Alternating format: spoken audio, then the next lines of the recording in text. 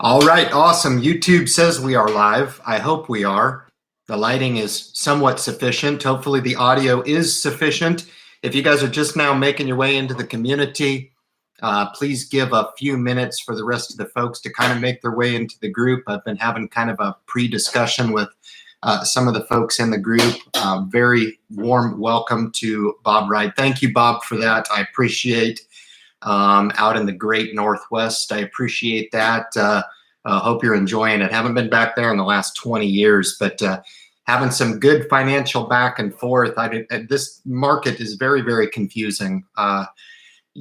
Signals not only from the geopolitical side of the house, but also the political spectrum. Certainly, less than 2 years here coming into a new presidential election year. So lots of things to at least discuss, acknowledge, be aware of. Certainly, I don't advocate for putting your head in the sand as an investor. That's not what we talk about. I think the more awareness you could potentially have about what out there could affect your investments will make you that much more powerful of an investor. But don't overthink it. All right. There's way too many people out there who are attempting to time the market, to beat the market. Now, you guys know I've been pretty transparent about my moves. And I just got asked today at work, do you move a lot in the portfolio? And the answer is yes. But I have multiple layers. Okay, I've got the dividend stuff working. I've got the ETFs working. I've got the bond portfolio that I was having a good discussion with Bob Wright, who's also in the community here on, and I'm loving it. I've made killer money on my bond portfolio. I've only owned them for the last 4 or 5 months.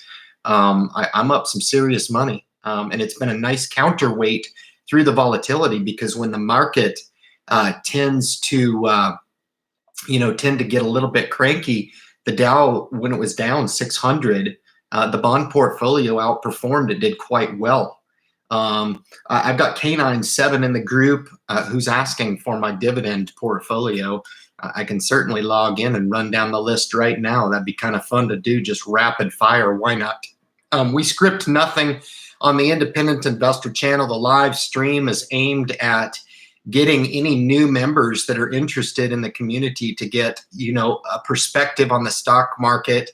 I aim to please. I'm just one perspective. Okay. I typically believe in the power of consensus by a group.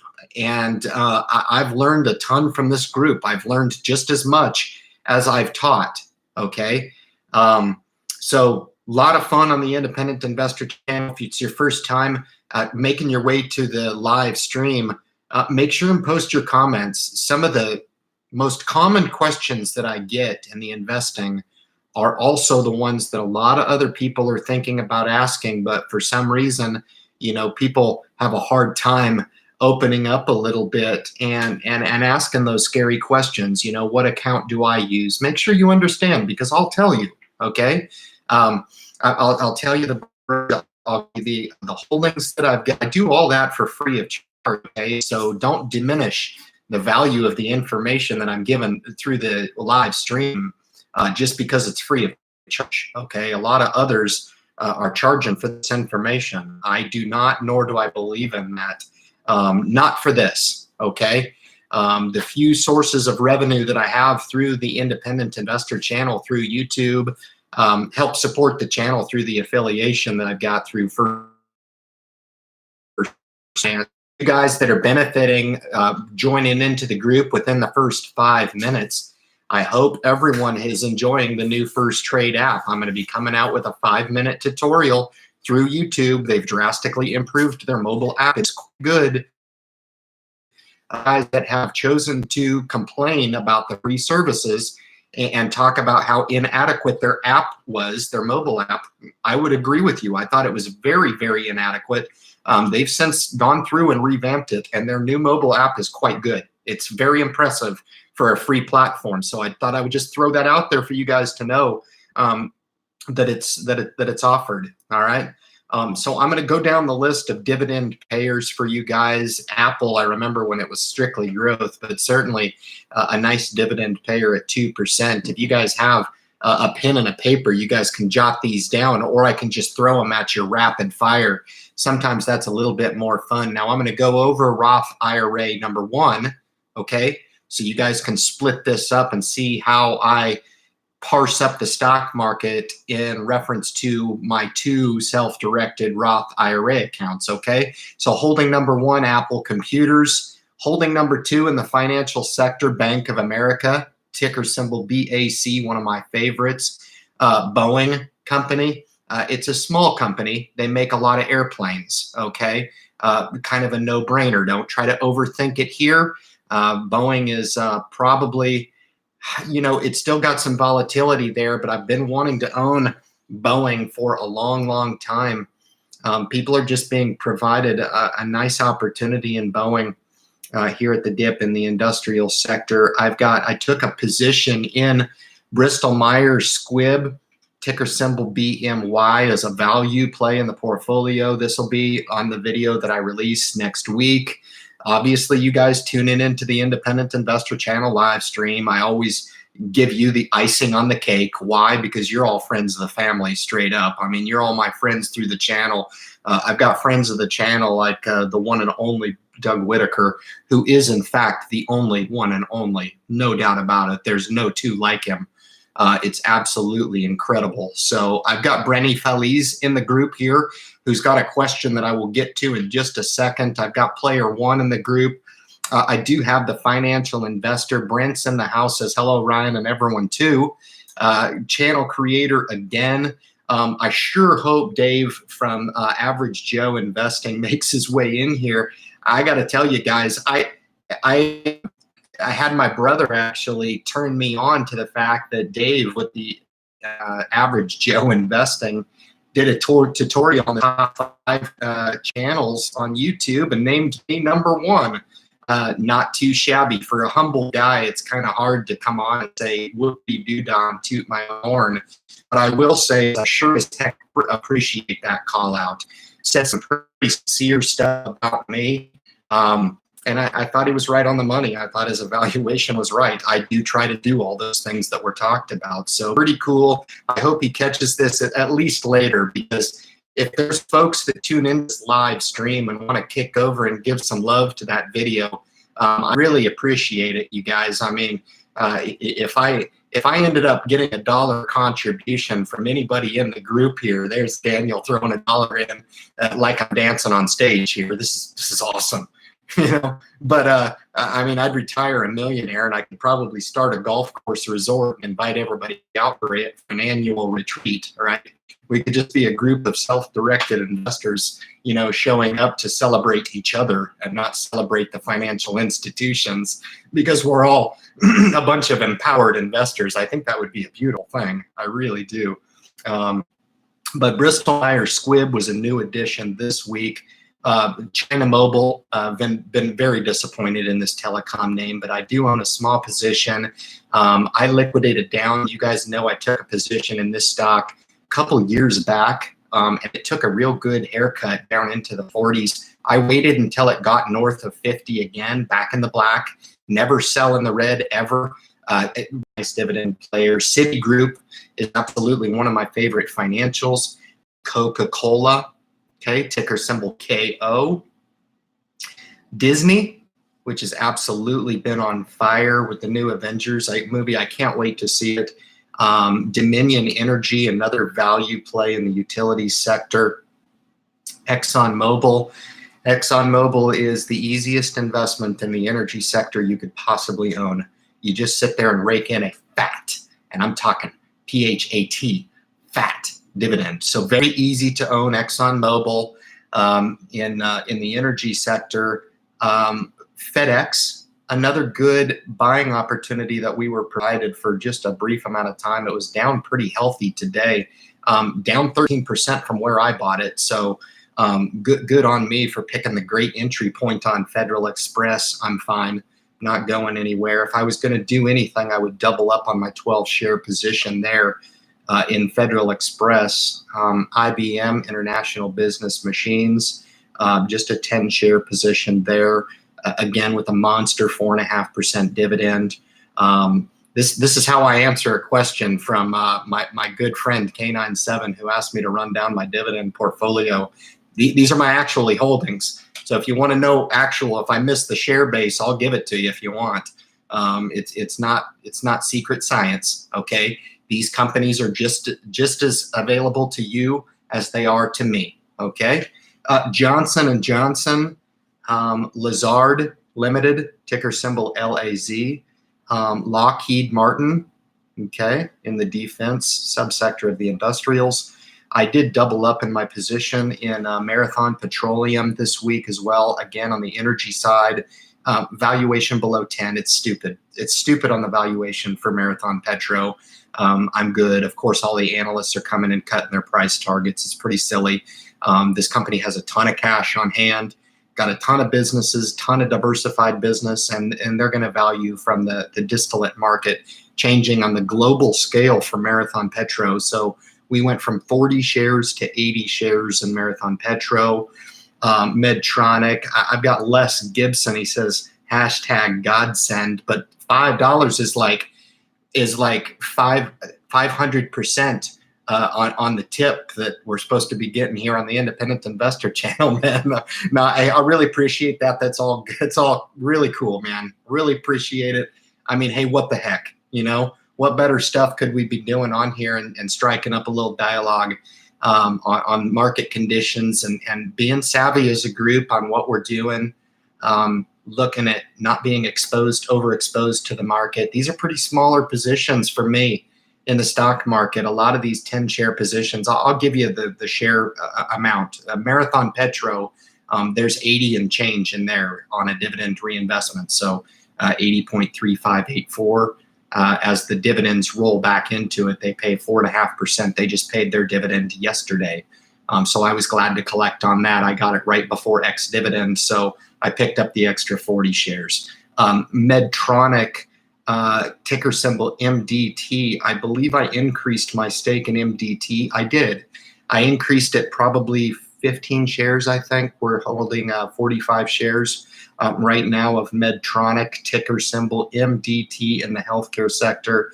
Mondelez, kind of a small token position. Mondelez has been a stock that I've recommended through the history of the channel. It's done quite well. It's outperformed this year, up over $50 a share. We have almost 21 shares of Mondelez. Took a position this week, another value position play in Nextera Energy. Okay, so ticker symbol NEE there. Only 5 shares of Nextera. Northrop Grumman has finally found its footing and has just been on basically a northern trajectory, which is about time. Sound of coming in and out. Sound of coming in and out. I don't know if the sound is coming in and out. I don't know. If you guys are getting good audio, please let me know. I just saw Ernest pop in the group here. He says hello. Hello to you, Ernest. He always pops in and just says hello. No keen insight on the stock market from Ernest, man. He's being he's being conservative this evening, like every other Friday. I don't know, man. It's one of the perks of my community discussion and whatnot to know Ernest for sure. Ernest is just, I think the world of him. He's super smart, and I owe him a lot for turning me on to a lot of opportunities out there in the financial landscape. So Les, thank you for coming back to me on that. I appreciate it. So where were we? Nextera Energy. Whoops, I'm sorry.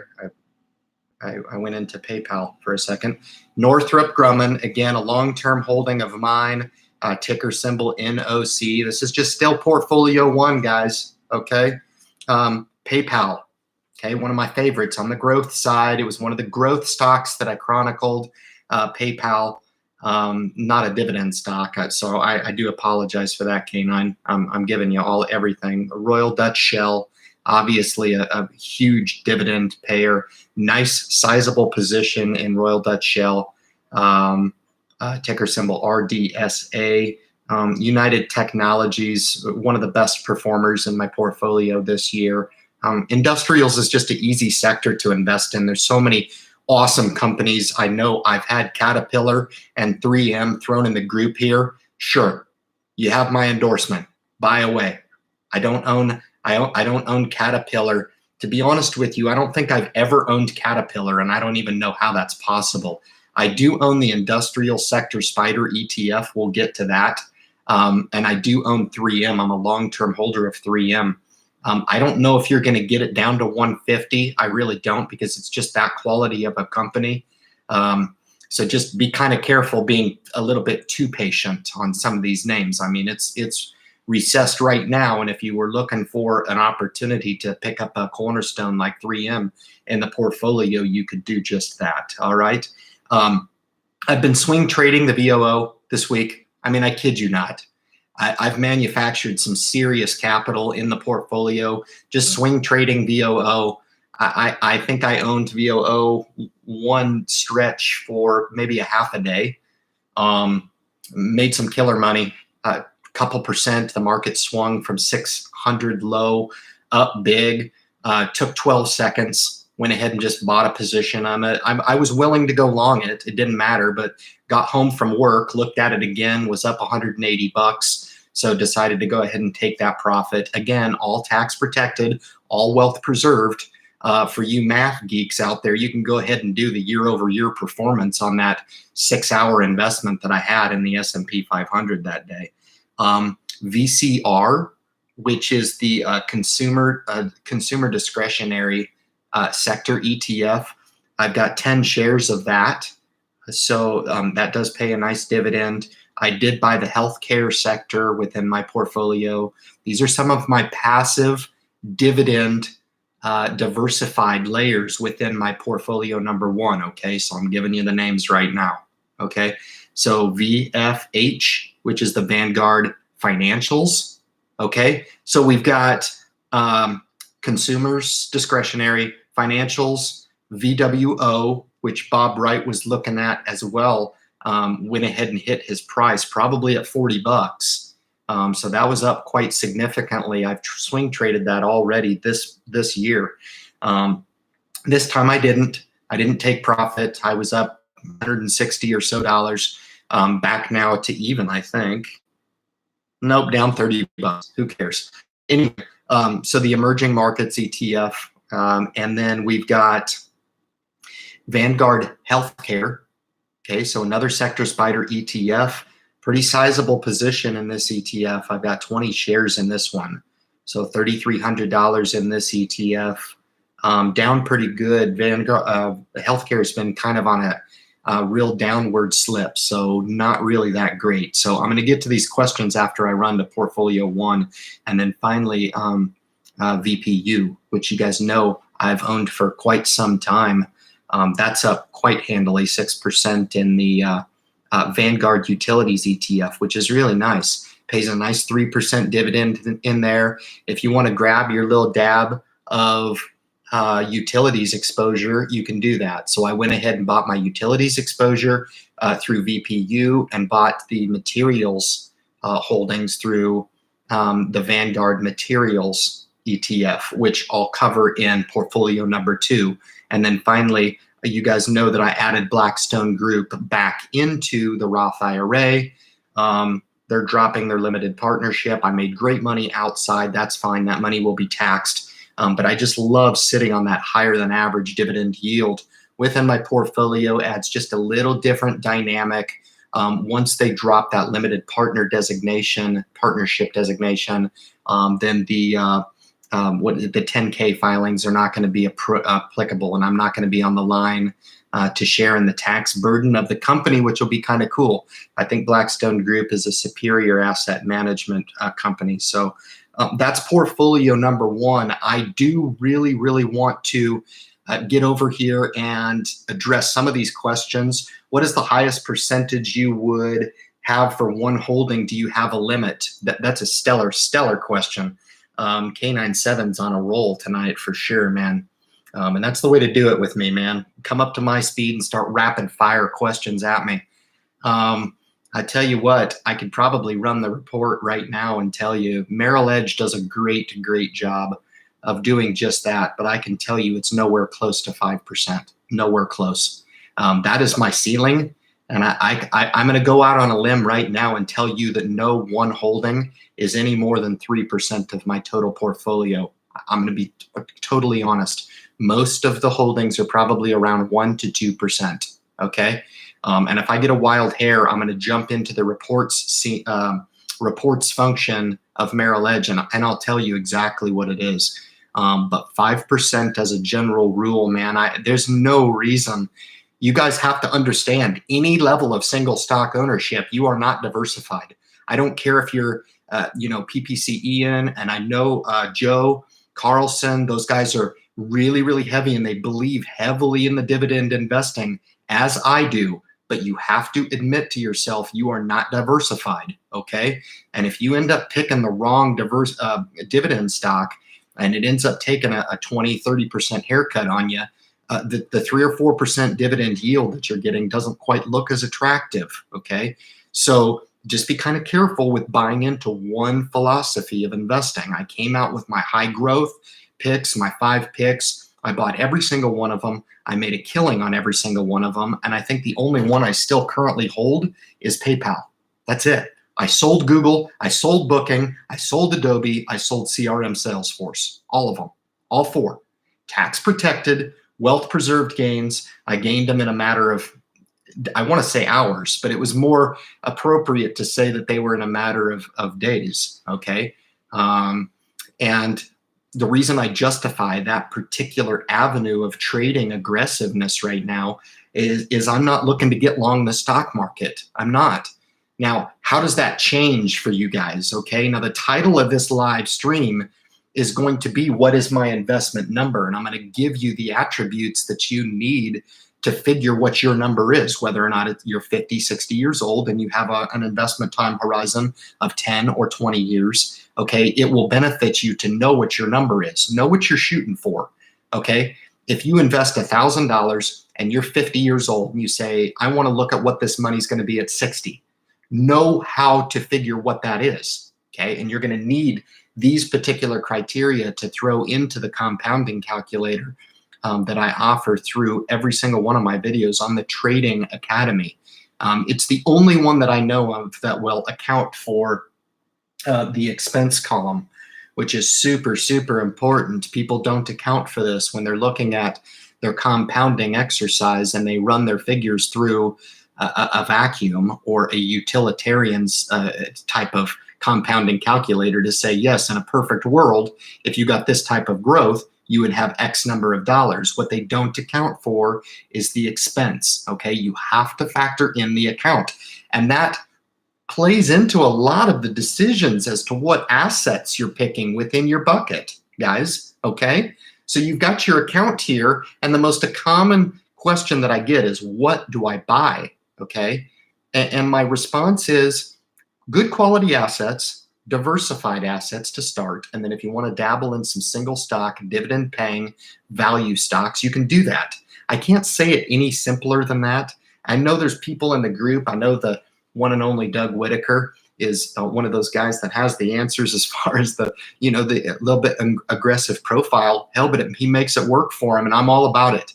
I am all about it. He knows, he's been with me for a long time on the community, he's supported the message for a long time, and he knows my perspective is very simple. If you make money, you're never, ever going to hear me say that's not a good strategy, okay?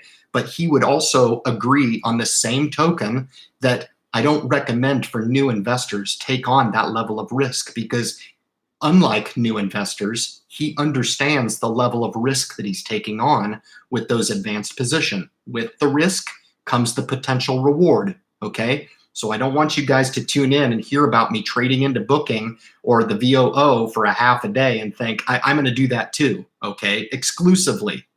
Am I going to tell you that you can't do it? No way. Remember the no rules thing? As a self-directed investor, okay, start to resonate with the idea that you're liberated, okay? You don't have to abide by rules. You have the ultimate power in your hands. You don't need me to tell you what to do. I'm just your community guider as a self-directed investor. I'm your testimonial provider. That's it. So you guys can kind of align what it is that I do and say, okay, Ryan's succeeding in this at a very accelerated pace. I can do this too. And that's all fair. That's all fair and legit, because nobody else out there is providing any type of testimonial, right? Because most rich people want to get rich and then keep it all to themselves. They don't want to share the knowledge with anybody. They could care less about anybody. And I just don't really see a whole lot of value in seeking, self-righteous, pursuit of happiness, and not sharing it with people, because there's a lot of people out there that need to know this information, man. There really is a lot. Okay. Very good stuff. I've got JM Mac Investing, and I'd like to know, certainly, if you guys are channel creators and you're coming into the live stream, you got to let me know, because I'll call out the channel for sure and help support you. All right. We're all here to support each other, and I'm all about it. Okay. But across all portfolios, I've got, how many total holdings do you have? I think he's talking to me. I didn't count those as I was giving them to you, but that was all of them in the first Roth IRA account. Okay. Keep in mind, I have one joint brokerage account and 2 additional taxable accounts. I've got 529s for both of my children. Okay. So both of my children have some pretty impressive portfolios as well. Okay. I don't screw around.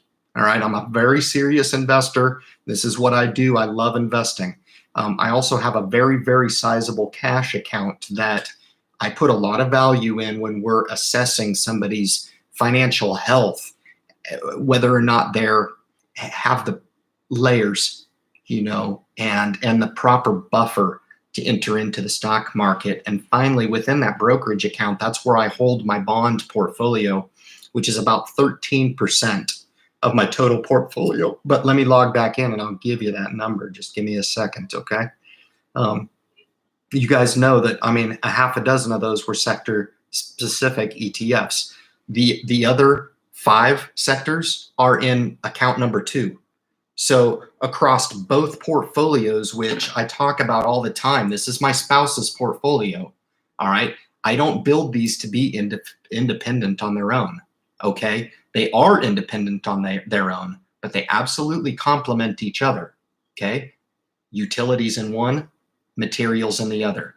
Discretionary in one, industrials in the other. You'll see how I have that broken down, okay? And I also have a pretty sizable amount in the Vanguard's total index, which is my favorite ETF from Vanguard as well. So I don't know, I get you the number just for fun, because we're all friends in here and we're all just talking about finances. Stand by just a sec.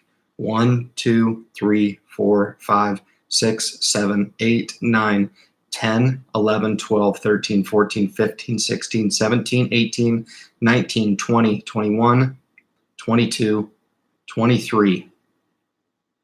23 single stocks, 1 limited partnership, and 1, 2, 3, 4, 5 sector spider ETFs. Now, 2 of those ETFs are emerging markets, VWO, for you home gamers who are taking notes, that's why I'm talking slower, and VNQ, which is one of my favorite ETFs that covers real estate, because I typically can't make up my mind about which of those fine companies I really want to own. So I buy the whole sector. If you're going to piecemeal it away and try to cherry pick those ETFs and pick out the fine companies, I'm not saying that's a bad strategy. It's just that, again, you're not going to be diversified, okay? And diversification is something that is really, really underutilized and underappreciated. And I try to throw out that word, not because it's cliche, because it is a fundamental root that any savvy, educated investor will insist upon. They really will. So I agree with it. It's a fundamental premise that I've not only bought into, but I do. And I want you to do the same. I really, really want you guys to acknowledge, if you don't have diversification in your portfolio, I'm not saying you're going to go to hell, okay? I'm just saying, look at the portfolio objectively and say, wow, Ryan just pointed something out. Maybe I'm not as diversified as I potentially need to be. Okay. Be honest with yourself. Okay. So whatever the number was I gave you, right? 23, 6, and 1, something like that. Okay. Now keep in mind, these self-directed accounts are meant to be a 3-layer approach to my existing employee sponsored, where I own the S&P 500 and a small cap index, as well as a European index. Okay, so 3 index funds, that's it, in my employee sponsored retirement account. Okay, so if you don't have that piece, you're going to have to supplement that broad market-based diversification within your self-directed account. You can do that, all right? But keep in mind, for you guys that are listening to this and you identify that I don't have VOO, now I did. The ticker symbol's still in there, but it's liquidated from this week, okay? But I doubled up on the S&P 500 by making that swing trade through the day. Again, I was able to skim whatever it was, 3 or 4%, right? So that's in the Roth account number 1. Pretty cool. Nice idea. I didn't have that planned to disclose to you guys, but I'm glad you asked me. Did you say V? Did you say V and Q? I did. V and Q. Victor, November, Quail. So yeah, V and Q. It's the real estate ETF through Vanguard. You bet. One of my very favorite holdings. Some great names in there. It'll turn you on. I think there's 68 holdings within that ETF. Stand by a sec. I've got it written down. Nah, VNQ has 188 holdings in there. So you want diversity across that sector. That'll get you your exposure. I guess not, just went to your channel. Must be another channel I saw. I've been making videos for 3 weeks and I'm green. Thanks, financial investor. You're passionate and I'm learning. That's cool. I don't care how new you are. Kudos to you. I'm talking to JMac, investing, dividend growth. I think it's fantastic. All right. Especially if you're younger, you're able to resonate and maybe reach some younger people. All right. Some of the younger folks come on and they don't have the patience. Because the millennial generation, I'm going to pick a little bit of fun. Y'all have no patience, none, 0. Okay, so that's why I only have 14,000 subscribers, and this information can change your life. Okay, but if you don't have the patience to sit here for like more than 32 seconds and listen to somebody and maybe even potentially learn, oh my God, then it takes somebody sometimes young to relate with that young perspective. And there's a lot of channels on YouTube that are doing just that. I'm not going to jump up and down with bells and whistles and put on a show when we're talking about a very serious topic, because in all seriousness, I think a lot of channels do in fact misconstrue the truth about how to succeed in the stock market. That's why a lot of people do in fact fail. You're going to fall and fail, man, deploying some of the information through YouTube. And I've since done away. I typically don't watch a whole lot of other channels because it pisses me off, to be honest with you. It doesn't really piss me off for the sake of the creator. It really, really is irritating because I understand that the information has a pretty negative impact on anybody trying to deploy, and succeed in the market, especially if you're trying to deploy information and you're not mentally ready to do so, if you're not financially ready, if the budget is not conditioned up, if you can't get into a good habit of financial stewardship, you will fail, okay? And I'd rather just not blow smoke at you. I'd rather just tell you up front that it just takes a little bit of conditioning to succeed in the market. And I also want to tell you in the same breath that anybody can do it, okay? You don't have to be special. You don't. All right, your number can be what it is. If you run a compounding calculator out and you contribute $1 a month for the next 40 years because that's all you can afford, then by God, run the number. Run the freaking number. Don't live with your head in the sand. Run the number, okay? So you'll know that if you need to dig a little deeper than $1 per month, if you can afford $2 a month, then run that number, right? Give yourself the opportunity to put in stone what it is potential, okay? Now, I understand when I'm talking about the variable here can change when we pick an interest rate that we're looking to get. You can look on any one of these real stocks or real ETFs and pull the year-over-year performance. Look at the performance since inception, okay? That'll give you a pretty good idea about what you could potentially, over the long term, pull from these particular investments. Most of the sector spider ETFs run at about a 10% clip per year, okay?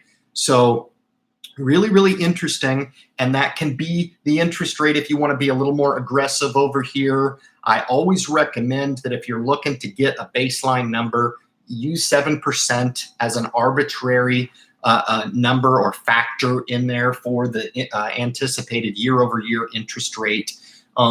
But that's going to give you that idea, that baseline, okay? So if you just listen to me and you're like, you know what, Ryan's joking with me, right? But I'm going to do it. To hell with it. I've never been on the Trading Academy. I'm going to get on there and I'm going to run it. What would it be if I invested $1 a month with a starting amount of $1 at a 7% clip into the future? What would that mean? You know, now the key is whatever number that is, imagine that number is liberated inside the correct account. Okay, that in and of itself is the key to success on the Independent Investor channel, no doubt about it. So if you can just trip and fall and just listen to some of these good quality names that we're kicking around here, Apple Computers is not a secret, guys. Home Depot, Lowe's, they're all reporting this week. I think we've got Target coming up this week. I think I added a little bit more value to the account, but it is not one of those things to where you need to go out there and find a needle in the haystack across the New York Stock Exchange that there's not 2,000 other analysts out there looking at. Stop trying to think that you can outthink the stock market. You don't need to do that, okay? J&J has been paying a dividend for the last over 100 years, since before the turn of the 1900s, okay? Back before 1900, J&J started paying its dividend, and it's been paying it ever since, okay? So don't try to outthink the stock market. Take these good quality companies that you know are going to pay you, whether it be in an appreciating market or a depreciating market, and be content. Be content that you are now an investor and you are a winner, all right? I used debt snowball technique to pay off my debts. Then it just continued as an investing snowball, zero debt today. I mean, Greg is so smart, and his comments in the community are so well thought through. It's not even funny.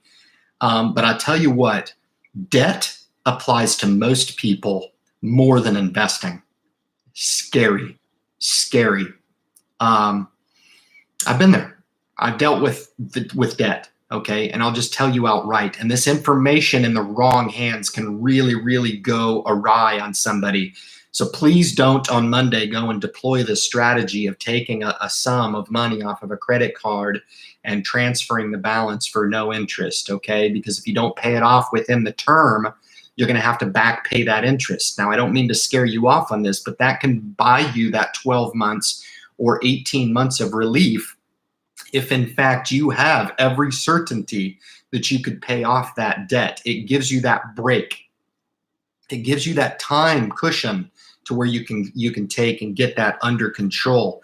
Ryan, debt's really, really scary. You have to pay regardless of any personal circumstance. No doubt. I cannot, you know, I tell you what, man, my heart goes out to those folks that have been really consumed by debt their whole life, really just can't get on the right side of zero. You know what I mean? We talk all the time on the Independent Investor channel. Hell, I just mentioned it 5 minutes ago about an anticipated rate of return of 7 measly percent can mean a seven-figure retirement into your future. But if you're always working on the wrong side of zero, I mean, i.e. in a vacuum, right? You're never going to get to that. Never. Okay. And hopefully you know that. A lot of people are naive to it. If you don't know that, I'm going to tell you straight up that that's what's going to happen, because you're going to end up really just running in quicksand your whole life and never give yourself the opportunity to get ahead when in fact you actually may have the income to do that. Bob Wright says debt free really feels good. I talked to a guy at work today actually who just pulled himself out of debt, was making larger than average payments to the credit card. Been there, done that. That's what it takes. The biggest solution to credit card debt is to not pay any attention to the minimum payment BS that they send you in the mail. Don't pay any attention to it. Pay what you can, when you can, as much as you can to pay it off. Done. Sorry if I'm given scary answers to scary questions. That's what I aim to do. I aim to please, because those are solutions that people need to hear. You're never, ever going to pay off a credit card debt paying the minimum payment on that, especially when they're ripping you for 15, 20, sometimes 30% interest. I saw some statements that go that a penalty amount is 29.3 something percent. It's insane. I cannot believe it. That's another reason why this country carries an average of about, what is it, 13,000 in debt. It's amazing. What's even more scary is that they don't have the money to pay that off. That's the scary part. Really is. Learned about debt the hard way in my 20s, so I can sympathize with anybody struggling. No doubt about it, Eric. That's exactly right. I really wouldn't say that I struggled with it. There were a few opportunities that I had when I was younger to get into a little bit of trouble with debt. I did what I needed to do. I think what separated me from a lot of people is I didn't want to be in debt, you know? And I had the opportunity. I think a lot of people are naive to how stupid they are with money. And I say stupid from this perspective, okay? If you're carrying a lot of debt and you're naive to it, you need to check yourself, okay? Now, for the folks that are in debt and they're struggling and they're trying really, really hard to get out of debt, my hat goes off to you, no doubt. I tip my hat to you. I've been there. I know how it feels. And I can tell you, I'll never go back, never. I don't spend money on stupid things. I don't. I was told at work just this week I need to get out more. No, I don't. I'm good. I'm happy. I will be on the beach tomorrow, enjoying a nice day on the beach in 90-degree weather, free of charge. Free. Why? Why? How can I do that? You mean to tell me that I can't just go out and go to a restaurant for breakfast, lunch, and dinner and expect to be happy? It's perspective, guys, and perspective can help a lot in taking a step back and saying, what is it really that's going to contribute to not only my financial health, but my spiritual health as well? Stop spending money. I walk through the mall. I go to the mall just for the sheer entertainment of it, because all the crap that's hanging up, I can't believe this country consumes all that crap that's hanging up. I just laugh sometimes. I must be the only idiot walking through the mall, seriously, just looking in the stores for the sheer entertainment of it. Like, who buys all this crap? Seriously, it's amazing to me. And especially who pays full price for it. There's no wonder why we're in debt, It's amazing. Let me cruise up through the group here. I've got Riley Griffith in the group, just a great friend of the community, really loyal community visitor of the live stream that we have too. So Riley, great to have you in the group here. Because it's credit card debt, I say yes. If it were debt with a lower interest rate like student loans, I say it's not necessary. I totally agree with that. And the debt that I was referring to, I don't know if you were referring to somebody else up in the community trying to render some assistance. The credit card debt that I was referring to that got transferred over in both cases were indeed credit card debt, unsecured debt. I think that even with the student loans, they carry with it a significantly less of an interest rate. And I don't want to misspeak. It's been a while since I've had those, but it was credit card debt. I've got Rob Fine. What's up, peeps? What's up to you? Great to see you. Hit me with a question. You get my acknowledgement for about 2 or 3 seconds, and I'm reading the question as I'm talking at the same time. So I'm looking for those little nuggets of commonality amongst the community, because it's a little science experiment with me in that these threads of commonality in the investment landscape get reaffirmed with me every single person that I talk to that says, Ryan, hey man, I really want some help. Can you hear me out? Of course I can. What's your deal? What do we got? What are we looking at? What are your questions? What do you know? What do you know? What do you want to get out of the stock market? Why do you invest? Well, I just don't know anything about the stock market. Can you give me 5 stock picks to invest in? No, I won't do that.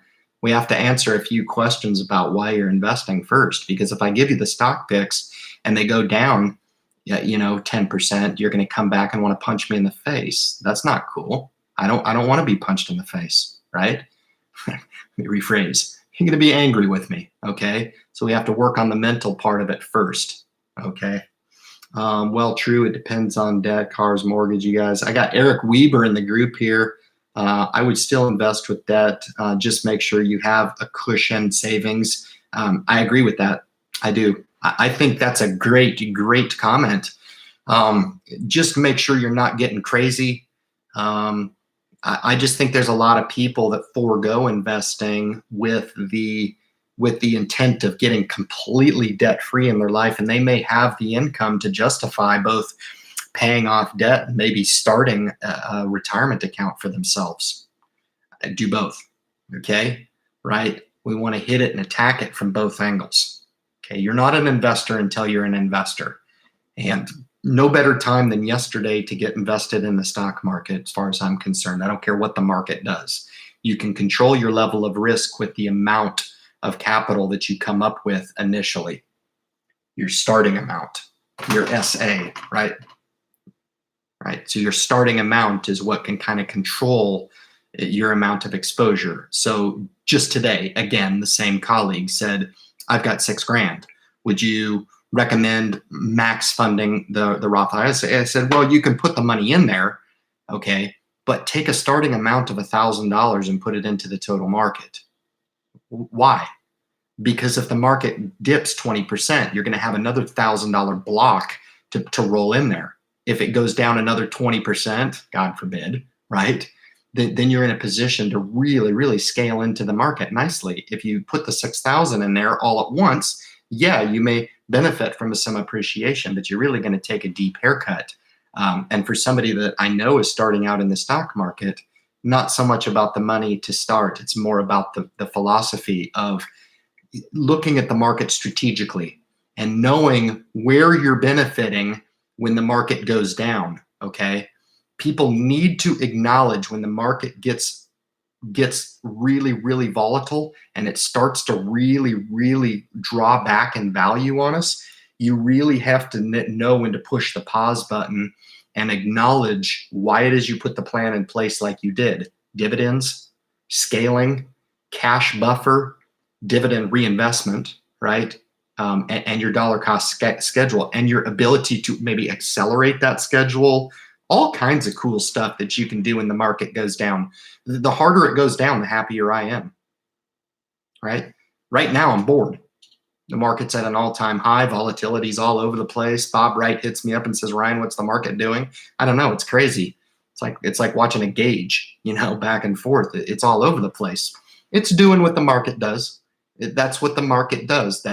You don't expect anything less than the stock market to act like the stock market. That's what it's doing. This is what the game entails.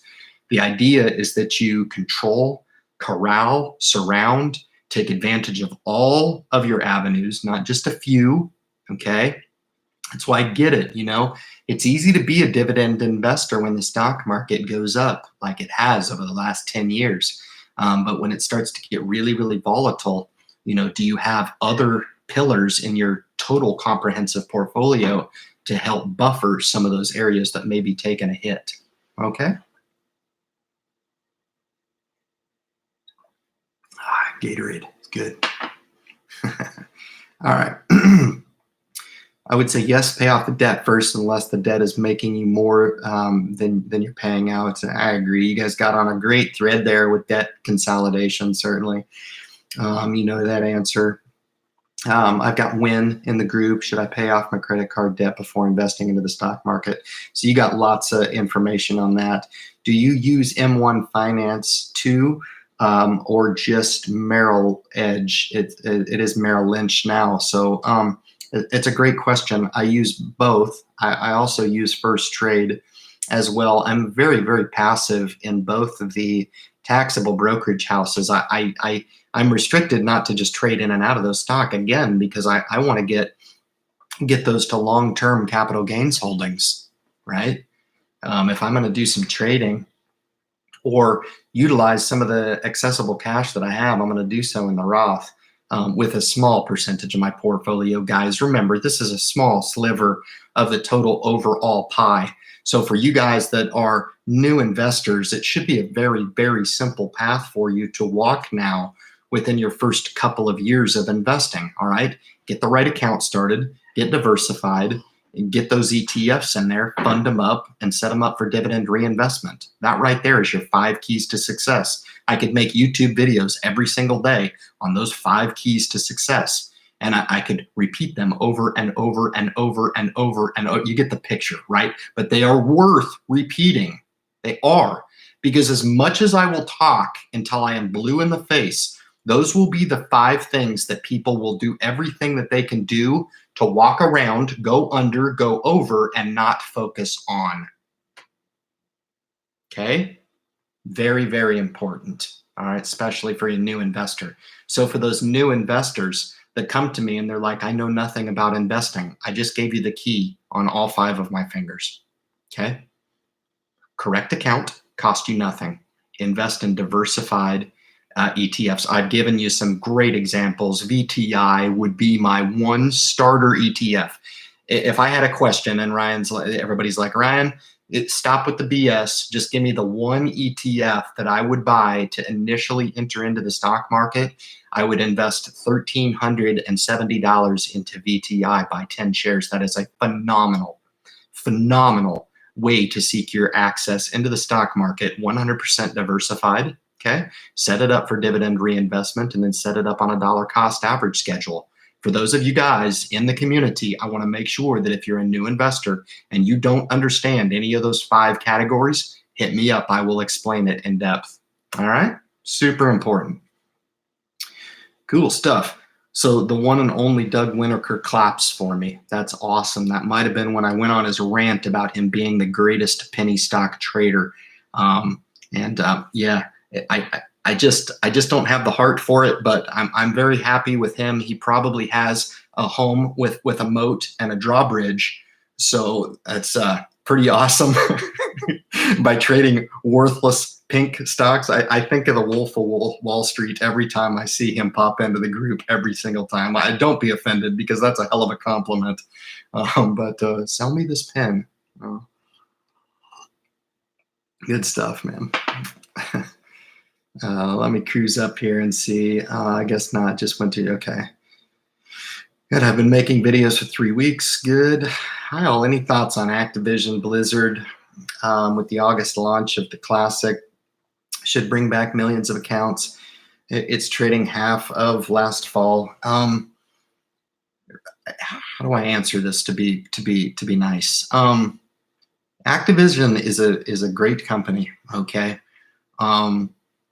I'd rather own NVIDIA, to be honest with you. I'd rather buy the chip maker that's going in all these machines, making all these killer games. I'm not a video gamer, okay? So I might be ill-prepared, but here's the thing. Don't try to invest around like the next best thing. Don't try to invest in a pharmaceutical company because of the next drug. Don't invest in a penny stock because they've got the next cure for cancer. I've tried that and I've failed miserably. So I can speak from experience. I'm not going to tell you that there's not money to be made in the stock market. I see every day that there are complete morons that make good money in the stock market, or at least are perceived to be making good money, right? Or they make their money elsewhere and plug it into the stock market and then claim to be a phenomenal investor. I would say that there's no real escape to attacking the stock market than seeking the 5 items that I just told you about. Activision Blizzard could fit into any portfolio. But I would need to know kind of the rest of your holdings, whether or not the rest of your portfolio is sound. Do you have a good cash flow? Right? Are you debt free? How old are you?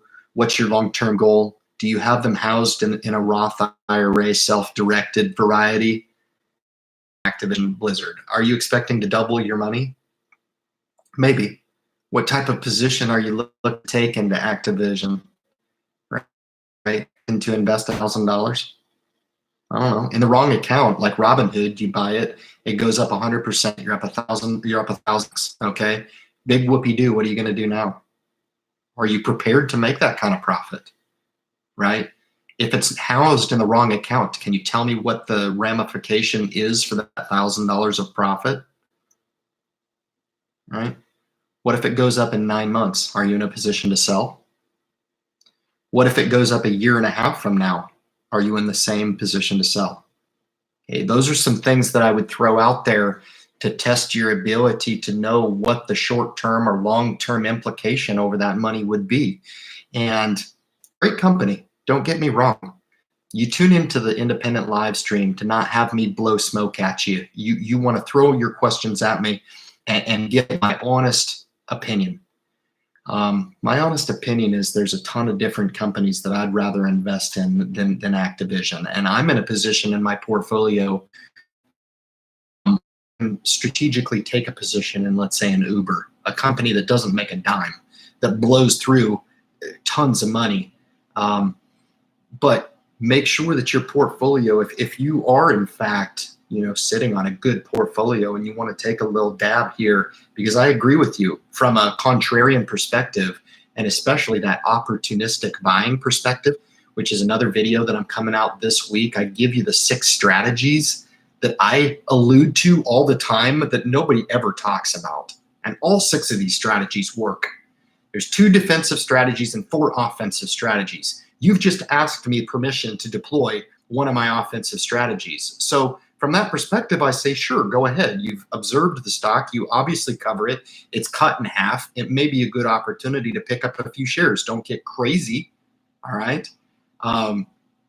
But certainly I do applaud your effort to be somewhat opportunistic and show a little bit of courage to say, hey, I'm going to take a shot. Because I tell you what, in the stock market, it takes a lot of that. I need to take a shot to get anywhere. Because I can tell you, if you don't have the ability to take that shot, you're not going to end up anywhere. Okay. Awesome question. Thanks for that. That's really cool. What was the most of my good stuff? Let me scroll through here and try to get to some of these. There's quite a community in here this evening. Pretty awesome. It says there's only 48 people, but I don't know. There's usually typically 1,000 that make their way to this live stream. Usually 300 or 400 will make their way through in the 2-hour rant that I offer on the Independent Investor channel. Man, that would be nice if I could do that. If I could just like pop in and say hello and then just go like make a drink or, catch a TV show or catch some cops or whatever I was going to do. That'd be kind of funny. But, give me a shout out, sir. Hey, what's up? Give me a shout out. J Max says, sure, man, give me a shout out. Give me some free subscribers, man. That's awesome. I haven't probably given you my perspective on how I feel about subscriber growth and YouTube, blah, blah, being a YouTube sensation, etc. I think a lot of it is a bunch of hoopla BS, to be honest with you.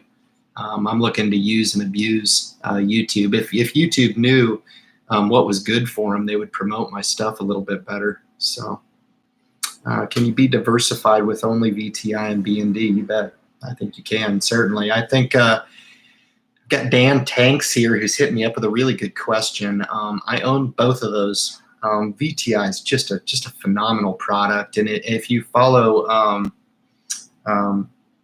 good grief, John Conlon. His name is escaping me, but it's one of the really interesting. I'll think of his name and I'll throw it on there. You guys know who I'm talking about, who highly endorses both the ETF and the index fund. It's the exact same product, just rolled up into a different form and sold to investors, right? And I'm cool with Vanguard doing that, but I don't see one bit of difference between VTI and I think it's VISAX, whatever it is. I don't have all these memorized.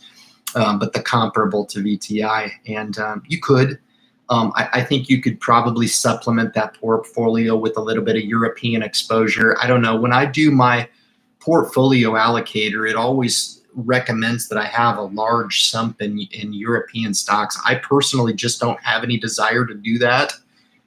And I sleep easy leaving Europe out of the deal. I really do. My index fund that I do hold through the employer sponsored has really underperformed the market. So I hold maybe 10% in European index fund, and I'm okay with that. I'll be damned if the bulk of my portfolio is going to be in Europe. I'm sorry. Show me something, and then I'll invest. No problem. But I don't get that. No way. So it's the VEA, I think, is the ETF through Vanguard, or VEU, I think, is European exposure through Vanguard. But I think VTI and BND, I think you could do just fine with those two and let it roll, let it rip. I think they're phenomenal. Great products. I think two superior flagship products in all of the investment world. That's why I own them both. Okay. With that said, I'm going to stop with Dan Tank's comment here, and I'm going to jump in here. I'll cover portfolio two for you diehard 46 members that have all hit the thumbs up button in the live stream. I was pretty fired up tonight. I sure do look forward to this. And again, for you guys that have made your way into the group, I take this opportunity to tell you how much I appreciate the support, and hopefully we're turning back enough value for you guys than I'm getting myself out of the deal. It's certainly mutual. I really enjoy the dialogue. I love coming on here and being myself. You guys are actually getting to see who I am as a real person, because you're getting the robot mode when I'm doing the 10, 15 YouTube videos, which I do enjoy doing that. But you just got to be kind of like wham, bam, in, out, you're done. I just enjoy this a heck of a lot more because I'm engaging real time with folks and really working out solutions on the fly. And I like that. I really do. So starting with portfolio number two, it's been a topic of discussion tonight, the top holding 3M.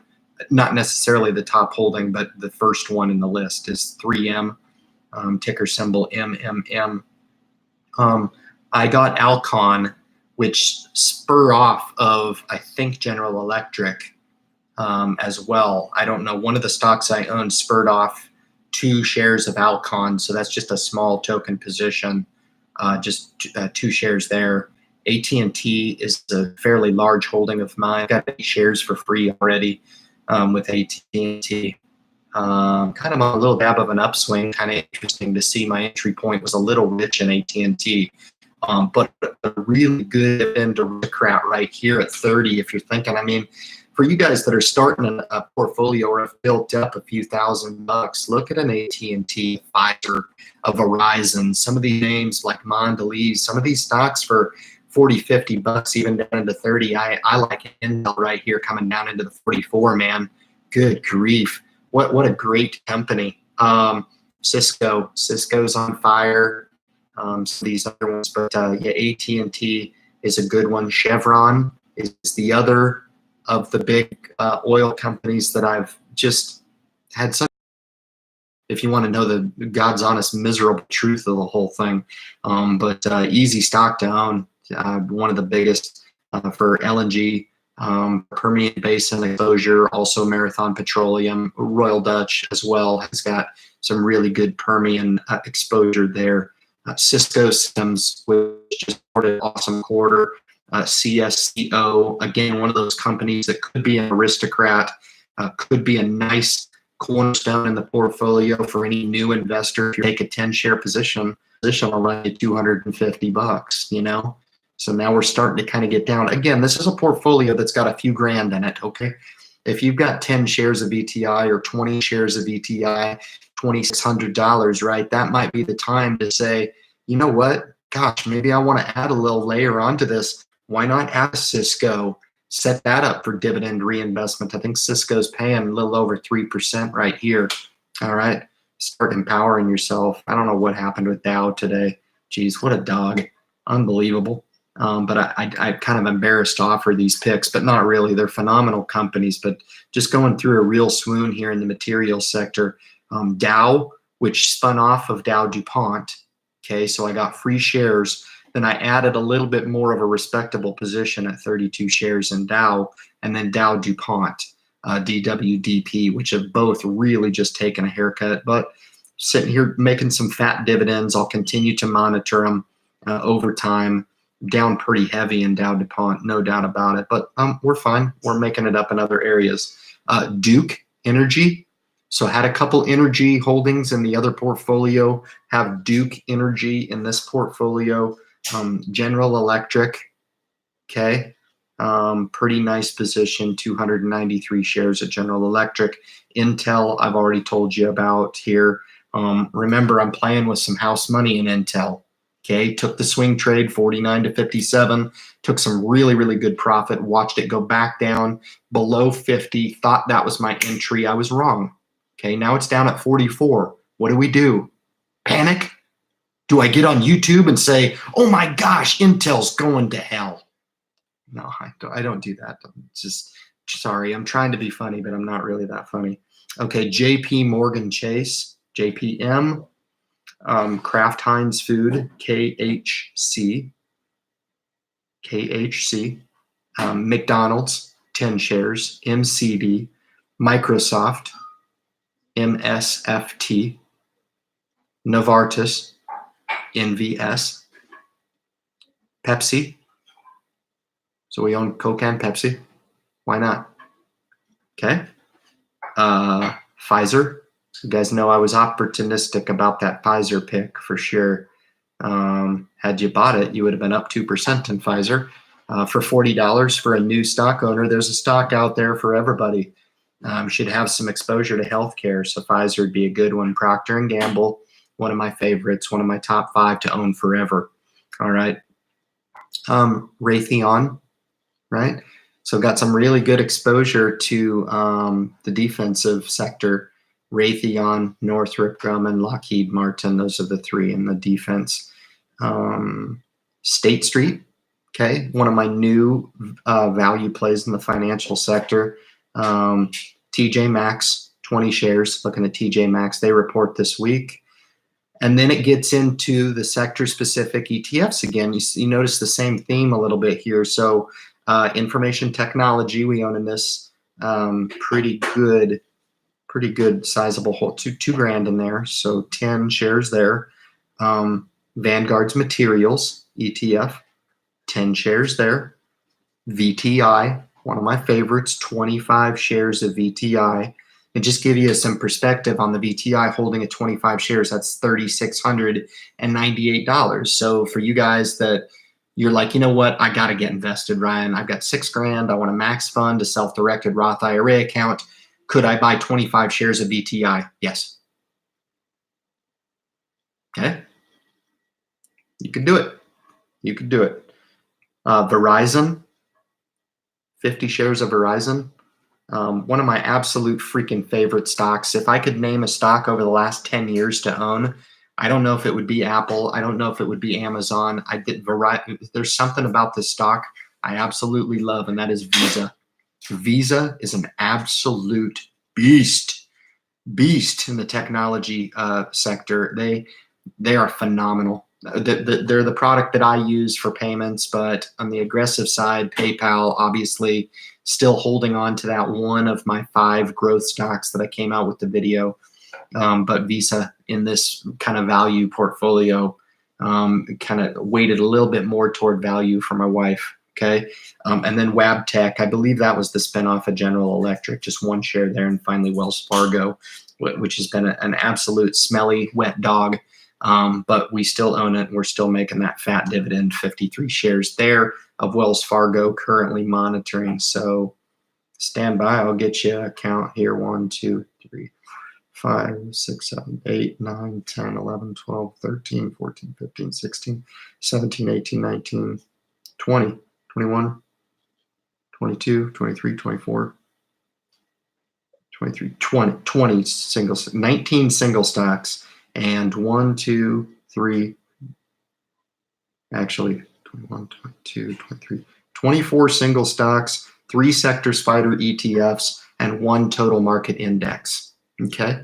The largest holding that I have in this portfolio, I believe, is a single stock. I believe. Stand by. Let's see what we got here.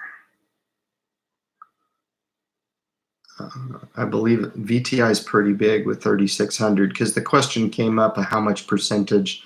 So Pfizer's 4,200. I was pretty aggressive with that because I just felt like it was such an opportunistic pickup. JP Morgan at 4,500. So we're probably talking about a little between 2 and 3% in there.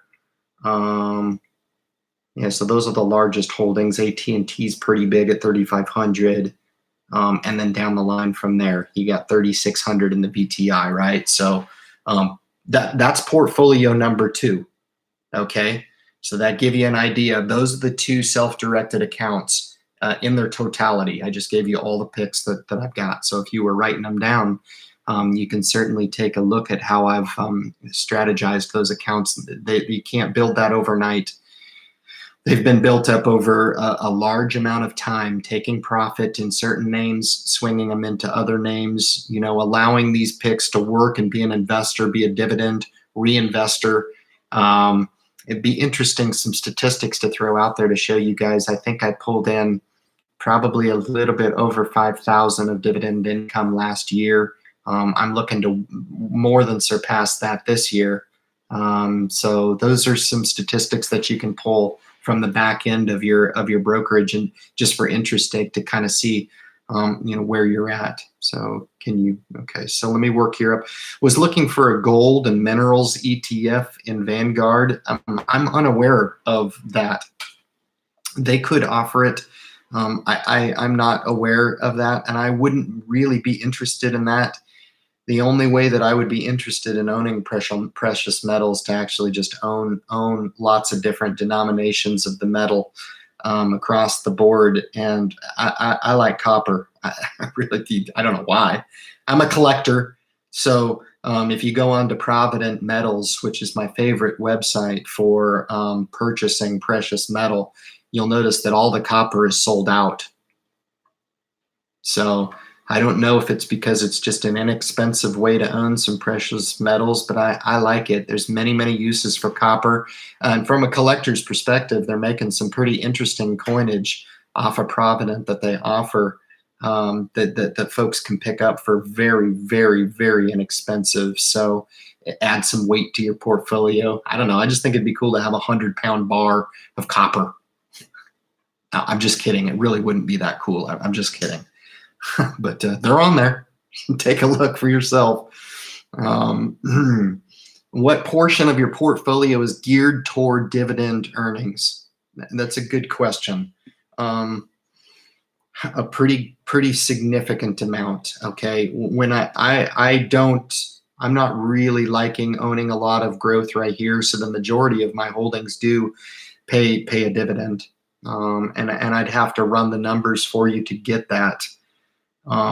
But a vast majority of my portfolio absolutely is geared toward most of the holdings that I gave you. You can take a look for yourself and take a look. I mean, every utility stock that I gave you, those are all very high dividend payers. Every energy name that I gave you, I didn't give you one single energy name that's strictly growth, right? And they're out there. Venom is one of my favorite ones, but a lot of those oil companies, even the limited partnerships, some of the pipeline companies that you can look at really pay a higher than average dividend. And those are selling for, very recessed valuations. Every financial company that I gave you guys paying a nice dividend. Okay. I'd have to go through and figure the average dividend, but I would reckon that it's probably a little bit north of in between 2 and 3, maybe even surprise me closer to 3% total overall portfolio yield year in and year out. So really cool question, actually. Thank you for that. Dr. B2C in the group. Awesome. This description, if holdings would be an awesome vid if you added percentages as visual, love your portfolio updates. I haven't done one of those for a while, but I know everybody's throwing out their percentage of allocate. Now, this is not this is the total invested capital right now, okay? Equity 128,000 is 63.95%, okay? That's the total overall investable capital. That is not including the cash holdings that I have. Not including. It's not including the small brokerages that I have as well with M1 Finance and for First Trade. I'm looking to build those up right now and show you guys how it is that you go. I came out with my First Trade video with my first $3,000. That's just shy of 4,000. It was over 4 until this volatility kicked in, but that's flirting with 4,000 right now. The cash right now within the Roths and within the brokerage is 22.63% cash. That's just with the investable capital. So 45,000 and change there. And then the fixed income I have added to within the last couple weeks. I've boosted that up to 13.42% of the total overall portfolio. So 63, 22, 13. That's me. I know some of you guys have offered that in the group here. So it's kind of interesting to kind of see how much, how much cash that you have. Now, with the 22 and that's 35% and some pretty safe assets there with the bond exposure and the cash. And then the equities piece at 63%. But again, I just gave you the entire listing of those holdings, and many of them are diversified in nature. And again, those will work even in a downturn. Okay, hell goes in a handbasket. Okay, what's this portfolio going to do on a downturn? Okay, $128,000 of equity right now. Could I see that portfolio go down 50%? Well, let's see. If it ended up going from 130 to 65,000, that would suck. But I would do it. I would do it. And am I in a position to take a 50% haircut on that portfolio and supplement that $65,000 cash all at the same time? Yes. The only restriction that I would have is the max caps to the Roth. Okay. And I would have to spread out those contributions over time, which I would do. I would absolutely do it. And I would do it without reservation. I really would. I'm in that position to do that. So ask yourself, are you guys willing to take whatever X number of capital that you have invested and take a 50% haircut? Okay. Scary questions. Does it mean that that's going to happen? No.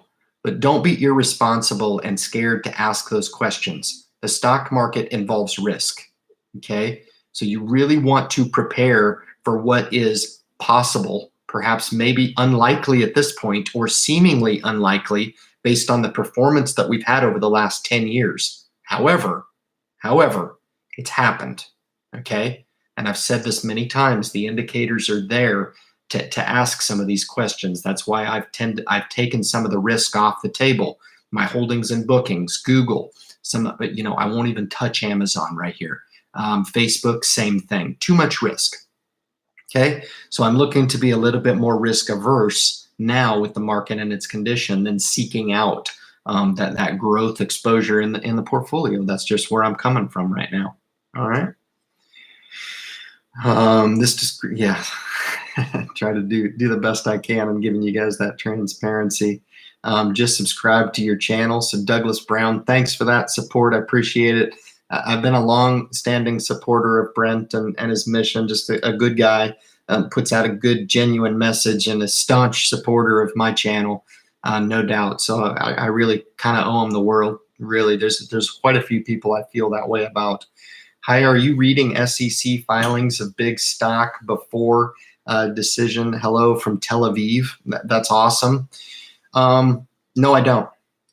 Never read an SEC filing. So you guys can unsubscribe if you think for a second that I somehow need to be something that I'm not. Okay, this is just a difference between me when I started covering the YouTube landscape and seeing people that seemingly knew more than the analysts. Okay, which is absolute BS. Okay.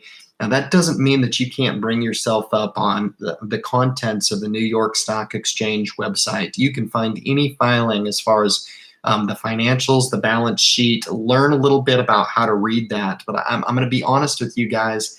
Anytime I think I've got a stock just dialed in And I've done all the hours of research that are necessary to research, see how much money they're making year over year, the growth, the amount of debt on the books, the cash, etc. I end up buying the stock and the stock goes down. Why? Because if it were just as easy as finding those companies out there that are the best in the business that nobody else is looking at, you need to be a little bit more realistic, okay? And I'm going to tell you, I don't need to read the SEC filings on the companies that I buy. Okay, I don't. I've been very, very successful in the method that I use to invest, not necessarily the individual assets that I choose to invest in. Okay, if I had to come onto the Independent Investor channel and try to teach people who are new with investing the secret sauce behind picking stock, the channel would fail, and it would hurt a lot of people. It really would. That's why I tend to be very, very transparent with the amount of single stock that I own. Okay, but how much research do you need to go buy Duke Energy? How much do you need to go buy Dominion, Nextera? Now, I get that through general awareness of the utility sector. All right, I take value out of jumping onto the VPU on the Vanguard's website and looking through the number of utilities holdings. There's only 68 on there. Most of your traditional brokerage houses will allow you to look at the entire utility sector, and they'll come up with a utility sector representation watch list for you. Okay, 68 stocks. You can look through it in 5 minutes. Okay, now I'm not saying throwing dart at the utilities sector is the way. If you don't know anything about stock picking, what's the next best thing? Buy the entire sector.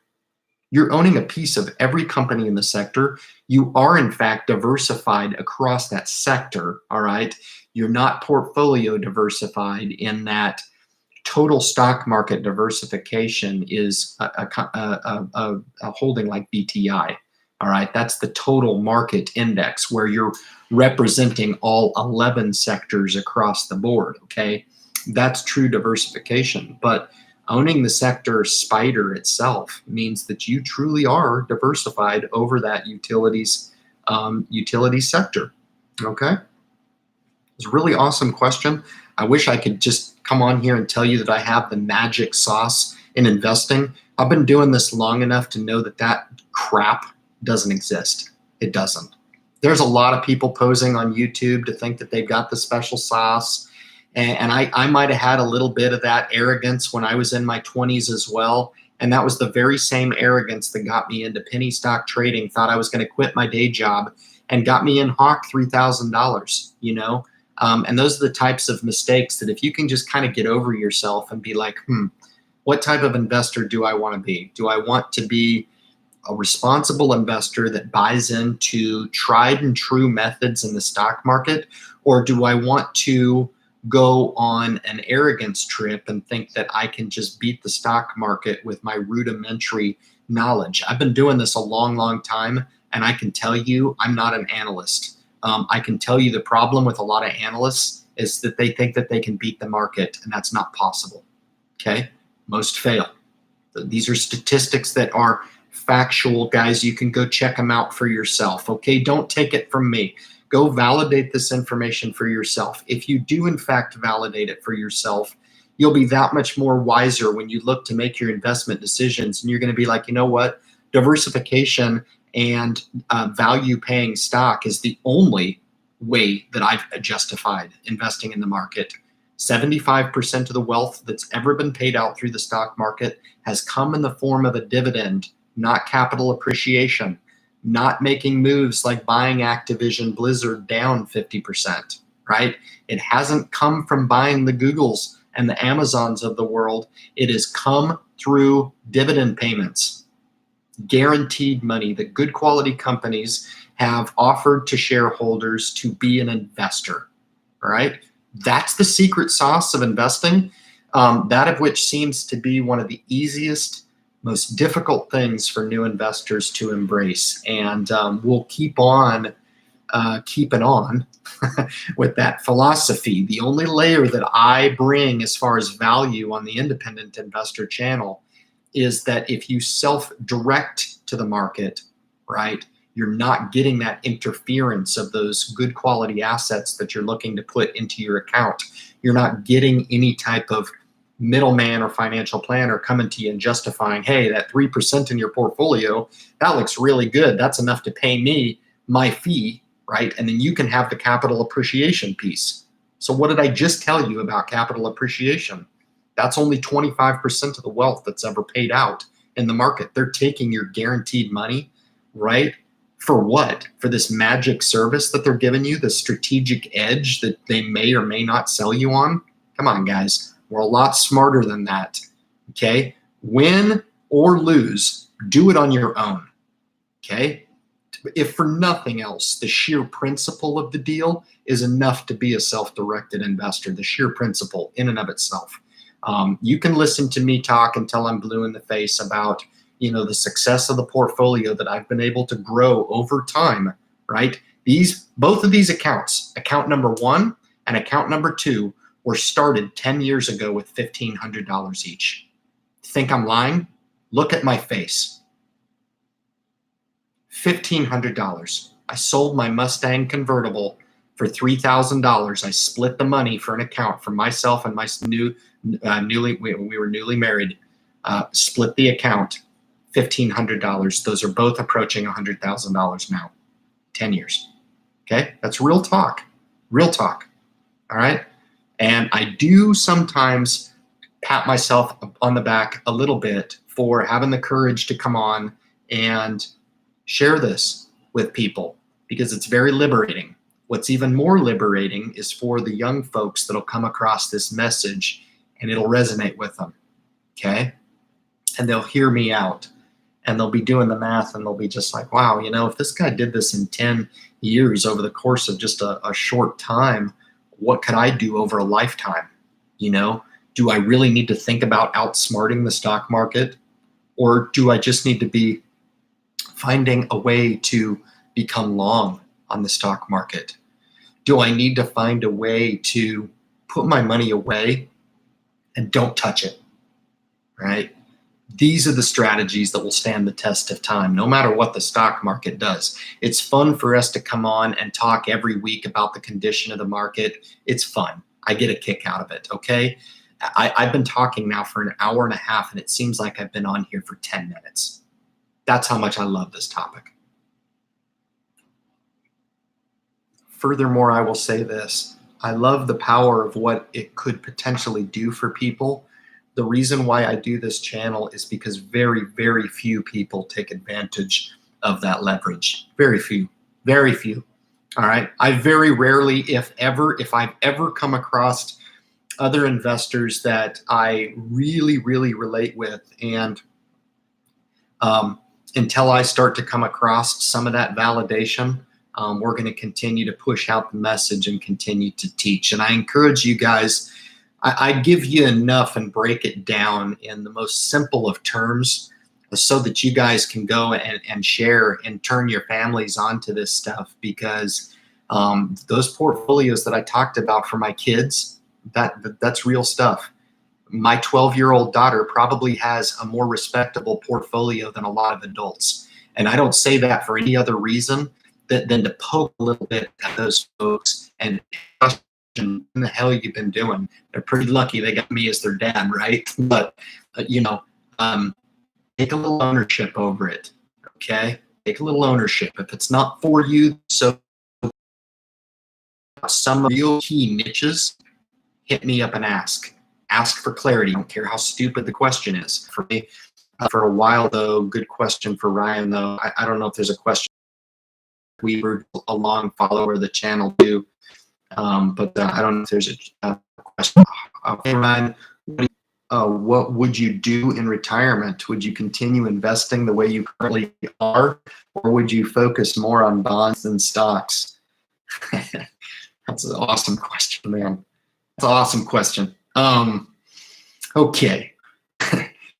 My perspective, as unique as it may be, I think when I get to let's say if I was in my 50s and I was sitting on X number of dollars, it doesn't matter about the dollar amount. I would be taking the same posture as I am right now, at around, my net worth right now, about 250,000, $250,000 of invested assets, some other assets on the side, etc. I think as you get older, especially over 50, I think the majority of your money should be in FDIC savings accounts, precious, a little bit in the stock market. I think if I was in my 50s or 60s, especially, I think I could probably justify having 25% of my money in good quality dividend payers. But that's assuming that I have at least 750,000 in some of those other assets, right? Whether it be savings, whether it be bond exposure. So the $250,000 is there earning me that dividend income, etc. But if I take a heavy haircut on that 25%, it's not going to cripple me, okay? Furthermore, if I do take a haircut on the 25%, it's still paying me that dividend, okay? And I know you're coming with an interesting philosophy of, look, I have $1 million and you made, 8% of et cetera year over year, that's $80,000. Anybody in their right mind could invest in that. I've kind of dissolved away that philosophy. I don't really look at building wealth in a vacuum in that sense. I've gone away from making things up in my mind as far as like, if I had this will be possible. I typically spend a lot of my time looking at the building aspect, and I don't pay so much attention to the money piece. Okay, all profits for a few $100s. Okay, and I figure if I can multiply, that's where I talk about manufacturing money within the portfolio. That's where I am alluding to that, because I'm always looking at the program, always looking to have dividend exposure, always looking at having a diversified base, always looking at having a nice cash exposure, always looking at when one side of the portfolio is soft, I'm looking to charge the other side of it. What I mean by that is, if the market's going to get a little bit cranky over here and go down 600 points, I'm opportunistic and I'm looking to strike at that opportunity. Okay. Now, when the market's going up 500 points in a day, what am I doing? Nothing. I'm not doing anything. Okay. I'm looking at it and I'm like, okay, today's a monitor day. Or I might be looking at other things, like maybe taking a position in a recessed bond ETF or looking to save more cash, those types of things. Set yourself up for multiple injections, right? Multiple buckets. I'll be coming out with my video, how many investment accounts do you need? I think you guys will find that really interesting to hear about my perspective about how you're strategizing on your different accounts and what each one of them can mean to you, okay? They're all important, from the checking to the savings, to the individual retirement, to the employee sponsored retire, to the taxable accounts, to the joint brokerage accounts, to the 529s, the UGMA. All the accounts have a different purpose, but they all serve a purpose. And it doesn't mean that certain portfolios can't justify doubling up on some of those taxable accounts if you have all the other ones met, okay? So good stuff. I've been going about 1 hour and 33 minutes, but I feel really good, okay? So I'm going to kind of stay here and comb back over the group. How much time do you spend doing the numbers on each position? I'd like to sit there and tell you that I just do tons of deep dive into the numbers, but the decision to double up on my Marathon Petroleum position took me about 3 seconds. That was a stock I covered. I showed everything I looked at in my research. And my research brought me to a 40 share position, that of which I took into a 13% downturn. Okay. Please don't overestimate the importance of homework. I know you're going to have a ton of people on YouTube and they're going to sit there and tell you, do your research, do your research. I'm going to tell you right now, don't overemphasize the importance of research and finding that perfect investment. Okay. Please. If you are like anybody, okay, that's starting in investing, you probably don't have the knowledge that you need to pick single stock. Okay. And I'm not naive enough to come on here and be a little bit vulnerable and say that potentially I don't even have that knowledge. I don't. That's why a lot of my assets are in diversified ETFs and index funds. Okay. I have a pretty good percentage of good quality paying dividend stocks. And over time, I've justified over and over and over again why you look to own a ExxonMobil, okay, which has been down for me over the last 8 months. I don't care. I'm making a 4.5% dividend on that clip. And those positions have come back multiple times over. I can't tell you how many good quality stocks I've taken into a deep dive, and they always come back. If you have the patience to be an investor, man, they'll pay you back. They really will. Right above that, I've got Jared Odell here in the group, who's just a great friend. I want to specifically call Jared out as well. One of the administrators in the Facebook group as well. Always welcome in the group, and just a long-term friend of the channel, no doubt about it. So, hey Ryan, what do you do and retire? That's Brandy's question. Lockheed Martin, Sikorsky wins 1.1 billion U.S. Navy contract. Yeah, Lockheed's the one that wins all those contracts, man. You also have the ultimate responsibility. Really hard to know what you might need decades from now. Nothing but a guess, so guess high. It's an interesting statement, Douglas. I think the point of this mission on this particular video was kind of to get you into the compounding calculator, and I would push back a little bit and say that it's a little bit more of an educated guess at where you could potentially be given a certain rate of return, a certain monthly contribution rate, what you're looking at for a time horizon. So if you're in your 20s, right, 40 puts you at 60. Pretty simple. That there's no guesswork in that. That's pretty solid. I want to assume that everybody in my community is going to make it to at least 60 years old. I know I am. All right. The expense over the account, and this is what typically gets missed all the time. That's why I give you the compounding calculator that I do in the description of all 300 videos I have on YouTube, because I think it's that important. And for the few that'll go in there and actually click on that and be like, man, Ryan talks about this all the time. What is he talking about? That is really the heartbeat of the Independent Investor channel. That's why I put it on every single one of my videos. It's that important.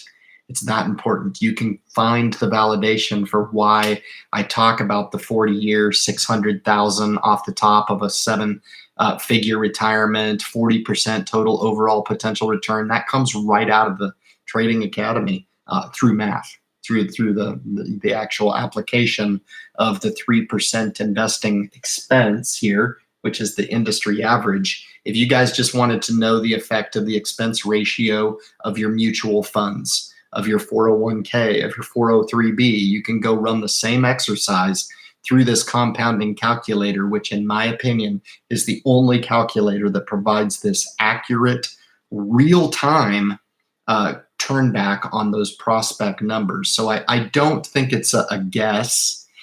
Not knowing where the stock market goes, people don't tune into my channel through YouTube to have me lie to them and tell them I know where the stock market's going to go. All right. I sleep at night. Well, I have a lot of respect for myself and my opinion. And my opinion is such that I don't know. And I will just tell you and make it easier for others, just in case others come on and profess to know that they know where the stock market's going to go. I'm going to tell you that they don't either. Okay. Irregardless of what they say, they don't know. Okay. Some truth telling. Okay. And the last thing is the starting amount. So if you can look to kind of accelerate your position a little bit, if you've saved $1,000, you're looking at starting that brokerage account through one of the low expense brokers we offer through the channel. That's fine. If you want to pay a little bit of extra, you can go with one of the major brokerage houses. You can do that. $1,000, you can start that starting amount. You can put that into that compounding exercise and you can know what's your number. Now, do you stop and end with your number? No, of course not. Okay. If your end number kicks out $57,000 over 10 years, 20 years, 30 years, based on your contribution and your starting amount, you can kind of look at that and say, well, what are the variables that can change? Okay, what will it mean if I'm only doing $50 a month? What will it mean if I up that to 100? What will it mean if I up that to 200? Okay, now I'm going to prepare you for stepping into a wonderful world of investing. Okay, when you start to understand that very aspect of investing, you're very, very powerful, because you can kind of start to set a framework about what's possible in the investing world, and you can start to adjust your variables to meet those goals. Okay, especially the monthly contribution. That's the most changeable. The interest rate, I do agree with you. There's not a whole lot we can do. You know, we can look at historical rates of return. That's the best indicator of future returns, but no guarantee, correct? All right, you guys all know this. This is pretty cliche, but important to address that comment. That was a really awesome question coming from a sincere place, no doubt about it. But I don't think it's that hard. I don't think it's that hard to project where you could potentially be. I would say spend a little bit of time on that trading academy and run through this exercise, man. It'll be the best 15 minutes that you ever invest in yourself. And it costs you nothing. Zero. People pay thousands and thousands of dollars for courses to justify what you can find out for yourself by running through this very exercise and answering the very question, what is your number? All right, what is your number? And more importantly, the deep dive for the people who have really tuned in and pay attention to the live stream tonight, what is it that you can adjust to maybe improve your chances of meeting or exceeding your number going on in the future? How can you manipulate the numbers to give yourself a little bit more of a fighting edge? Is it possible to reduce this expense? Of course. That's the whole backbone of the independent investor channel, right? What does it mean over my 7% if I'm able to realize that 7 to 10% and not lose it here in this expense column, right? If you can start to connect the dots between these categories of what is your retirement number and how could you potentially get there by the correct starting amount, the expense, the time horizon that you have, the monthly dollar cost average schedule, basically, in essence, that's what the monthly contribution is. And then your interest that you're going to be anticipated to receive as an investor. You'll be stepping into a heck of a lot broader world. You really will. And you'll be empowered. And that's the goal of the channel, no doubt. Hey, you gotta love Friday evenings. I don't know. If you guys have nothing better to do than to come and watch me, man, I'm humbled. I really am, because again, I can't just pop in and out of the live stream. I'm here kind of running the deal. You know what I'm saying? Eric Weaver, although since it's mainly a dividend portfolio, partial shares at all does have my interest. Already have a taxable with M1, and I'm amazed at the growth which seems faster because of dividends. You bet. Yep, couldn't agree. It's very powerful. Don't get into a habit of expecting short-term validation. Okay, I've talked about this, and just to give you just another ace up your sleeve or another tool in your tool bag, there will be times, milestones along your investing career that you'll look at your portfolio and be proud of yourself that you're an investor, but it's not going to come every day. Matter of fact, there's going to be days when you look at your portfolio and you're like, dang, this sucks. You know, like it's not cool. Like, am I doing the right thing? Geez Louise, I really wish I had Ryan on a Tuesday night to really beef me up, because on Friday, I feel really good about being an investor. And now Tuesday, when the market's down 600, I don't feel so good. You know, maybe I should have listened a little more about my allocation and what my risk tolerance is to the market. I don't like this. I don't like being down $100.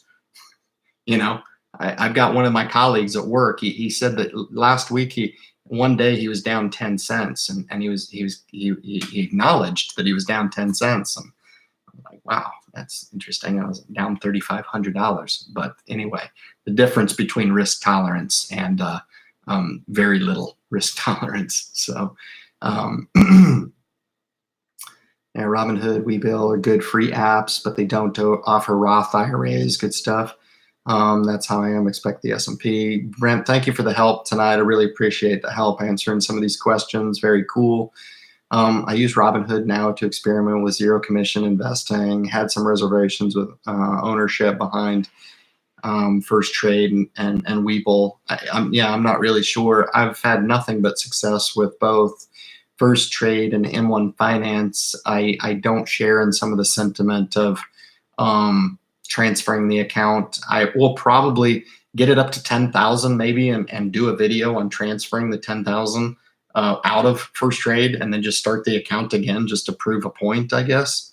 Been pretty passive in the First Trade account, lightning fast. And again, they've improved their mobile app, which is quite impressive. So take a look at First Trade again with the premise of understanding that it's more of a traditional brokerage platform. M1 Finance is a little bit more aesthetic for the passive investor. It's a little bit more for the ETF investor. You can own single stock, which is cool in M1 Finance, but don't think that you're going to invest in single stock with M1 Finance and have success trading in and out of that. You're going to frustrate the heck out of yourself.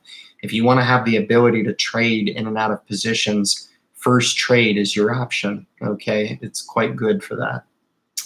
Never hear many people talk about Discover Financial. I really like it. Discover's fantastic. And you're absolutely right. I am guilty for not talking about it. I typically spend a lot of my time talking about, Visa, PayPal. Nobody talks about MasterCard either. MasterCard's a phenomenal company, American Express as well. Fantastic companies, great businesses that just make money hand over fist. So, and I think you're right. I think Discovery is a great, great company. Absolutely. More active orders just got off of work. Happy to see you're on. Thanks, Jeff, for stopping by. Jeff Koski in the group here. Les Gibson here in the group, just a great friend of the channel, no doubt, because he's been with me for a long time.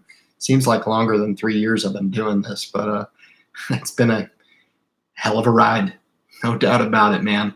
You want to go through an interesting experiment, start a YouTube channel and come talk to me 3 years and see if your sanity is still intact. I've got a heck of a group now, really. I think staying close to our roots and delivering the message that we believe in, that's a lot of the secret to the Independent Investor channel.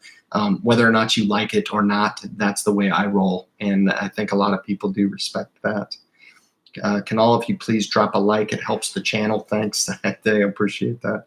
M1 and First Trade are #1 depending on what you need. That's true. I've heard people really happy with Webull. I liked it. I just told Ryan Scribner personally. I spoke with him on the phone and he asked me about it. And I told him I just didn't want to endorse it because he endorses it. And that's, I'm loyal like that. Not going to do that. I'm not going to try to steal some of his thunder. And he agreed to do the same with me with First Trade. So kind of a mutual respect there. First Trade is kind of my blue ocean in that nobody knows about it, to be honest with you. Not a lot of people endorse it, and not a lot of people are willing to actually use it like I am, because I'm not going to endorse a product that I'm not using myself. And I do, in fact, use the product, and I am happy. The mobile application I was very critical of, and it's nice to see that they've taken those steps to improve, Matt. The new one is pretty awesome. It's pretty awesome. Matter of fact, I'll show you guys if I can bring it up here without showing you an account number. Just a sec. You guys can take a little vacation if I have my, let's see. Nah, I can't do it without showing you my account number. I do apologize. But for you guys that are involved with First Trade, certainly want to do that upgrade on that mobile app. It's awesome. It's really awesome. All right. This is an Amazon fulfillment center in my city. Highly recommend their tours. Robots are amazing. Uses barcodes on floors to move. That's pretty cool. Thinking of moving a Roth either to M1 or any other recommendations. So you got your recommendations, Eric, from the group here. Not sure where you're moving from, okay, and your reasons for moving as well. Yeah, either one of those I think you'd be happy with, depending on what type of investor you are. Okay. Bought some more NVIDIA today. Ryan T. Calhoun. That was the #1 stock on my list today, man. So you read my mind. I think you got a killer pickup there. I think NVIDIA is probably one of the most underrated companies. It's phenomenal. It gets a lot of love, but rightfully so. I'm probably am going to do a deep dive just because I'm interested in the NVIDIA. I mean, the chips, I do own Intel. You guys know that. But I'd like to add a little bit more dividend exposure. Excuse me, a little more growth exposure. Maybe to the flip side of the portfolio, I think NVIDIA might suit the bill for me, certainly. I think it would be kind of fun, actually, to use M1 Finance for this and buy a portfolio of my 10 favorite growth companies, NVIDIA being one of them. You know, PayPal, Amazon, Facebook, Alibaba, Baidu. You could do some Adobe, CRM, Salesforce, a Google, and a Bookings Holdings. Those would be my 10 right there, and just take, you know, $1,000, $2,000, and just throw them into a portfolio and let M1 Finance or set the percentage up if you wanted to. You know, do a little bit in each one of those, do 10% in each of those 10 names. I think it'd be kind of cool to see how a high growth portfolio would perform with those 10 quality companies. Because you do have a little bit of growth and value in there. You know, Google's not necessarily, I mean, they're growing, they've got money hand over fist. Facebook, same thing, but they're trading at pretty good valuation. NVIDIA's trading at a pretty pricey valuation, but it's good. None the same. Moved my traditional Roth IRAs and brokerage out of managed accounts into self-directed accounts and switched to First Trade. How you like them apples, Ryan? I love it, man. Goodwill Hunting. So I love that scene. It's awesome. Yeah, it's good. You know, you're going to like the free trades if that's your thing. I really like the freedom and flexibility that the trades are really fast. But I just think for the entry and exit, you're going to be able to enjoy an upgraded app with the First Trade. That's a cool thing. And in fact, if you don't like it over time, you can always roll that over to a major brokerage house. Okay, I've rolled 4 times in my career. People are seemingly scared of rolling their money. If you don't like a particular brokerage, roll the hell out of them. You know, don't be afraid to jump ship and get a better product that's going to suit your needs. Okay, we're not marrying our broker. Okay, they're providing you a service, period. That's it. That's it. If you don't like them, switch. Okay, it'll take a little time. It'll take a little bit of sweeping of the account for a few weeks to get those dividends out of there. They'll keep the account open, but there's nothing keeping you from doing that. Liking recent the Happy and Procter & Gamble hikes for sure. Eric Weaver, good comment. I like it. Choppy for a while, but sounds good now. Do you guys use Spectrum or Charter? I do. I use FiOS, I believe. Yeah, I'm in FiOS down here in Virginia. So writing a Wi-Fi signal on your sound wave. Oh, you guys are responding to that. Hey, listen. So I've been going about an hour and 53 minutes, man. I'm so excited for Les Gibson, man. He tipped me $5 again. That's pretty cool, because I was hoping maybe for $1 from everybody. If I got $1 from every visitor to come in for the Independent Investor Channel live stream, I'd make like $1,000 a week. That would be cool. So I could set it up on a Ryan Scribner schedule. I think he's got the every minute broken down, so he can make like $87,000 a minute when he gets older. So I'm just picking fun at my boy. That's it, man. But listen, I do want to give a last final thank you for everybody who came into the live stream Friday evening. You've made it a very memorable one for me. We're making this a weekly occasion. I definitely pour my heart and soul into this. I just can't thank you enough for your loyal support of the channel. Go forth and prosper. All right. We're trying to provide tools that you can take, deploy, employ in your own lives, okay? Empower your and your family's lives by putting this stuff to work. The last thing that I want to see happen is misconstruence of the information, and you take for action some information, and you don't do so with some defensive posturing. And we really try to err on the side of defensive, right? because we're liberating your idea and approach to investing on the self-directed side, so we can really afford to be a little bit more careful on the assets that we choose within the account. And I think we touched on a lot of that tonight, guys. So thank you so much, man. Hit the thumbs up for me. It looks like a ton of you guys already have. Appreciate you guys. Have a great weekend. We will be back on the grind next Friday, 9 o'clock Eastern Standard Time, guys. Thank you so much. Have a great weekend, and look for the uploads this week. Thanks again.